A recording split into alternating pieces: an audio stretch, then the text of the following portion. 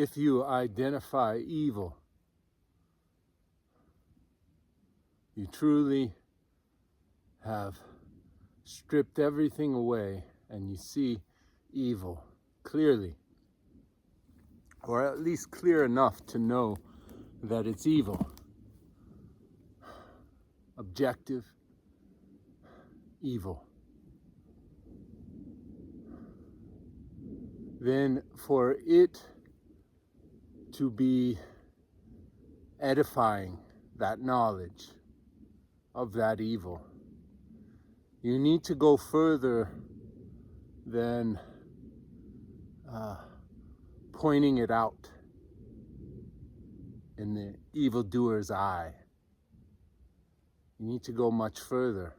Otherwise, for your life, it's meaningless.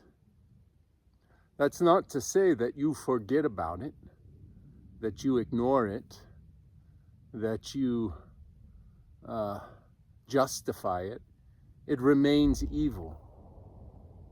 But once you've really had a good look at it and are able to see its layers and how it has corrupted the evildoer, you need to take that knowledge and examine your conscience with it.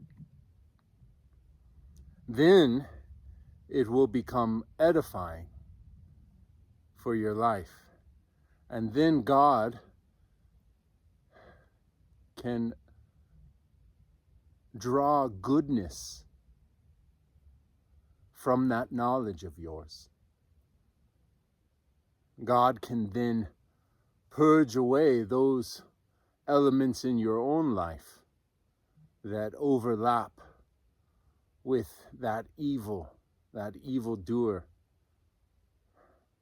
Now, there may be a spectrum. There could be such a heinous crime, but that crime has tentacles, and it comes from a sin that spreads throughout the world and surrounds you. And if you feed that, then you give it more influence than it should have. It should have no place in your life, not even the smallest bit of it on the furthest end of the spectrum. If the sin is lust, you need to examine your conscience and rid your life of all traces of lust by the grace of God, by the sacraments. If it's hate, you need to find where you failed to forgive, where you failed to love, and ask God for the grace to help you live in Christ and allow Christ to live in you, that you may love with God's love. Allow God to live in your life so that you may breathe the breath of God. Abide the fire.